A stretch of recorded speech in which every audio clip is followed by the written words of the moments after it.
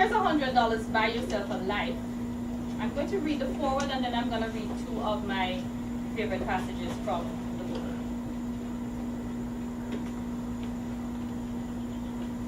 I started writing this book when I was 28. By the time I completed the first paragraph, I was 47 and starting over again. By the time I completed the manuscript, I was staring down the barrel of the big 5-0 thinking, where did the time go?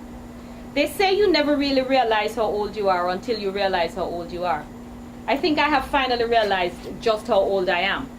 Starting over again at this age, back home in Jamaica with no money, no car, and no abiding city, has made me realize that I'm not a young whippersnapper anymore.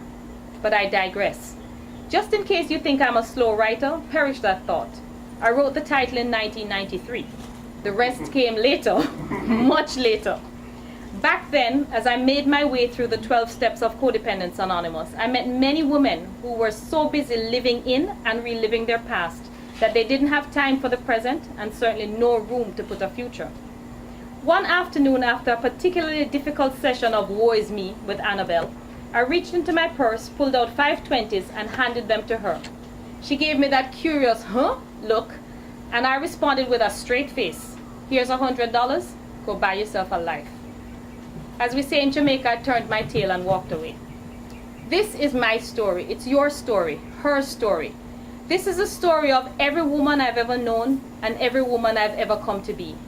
By the way, the events and stories are real, but Cecile is fictional, and her life is a composite of the lives of many different women. So if you recognize her as you, oops, enjoy.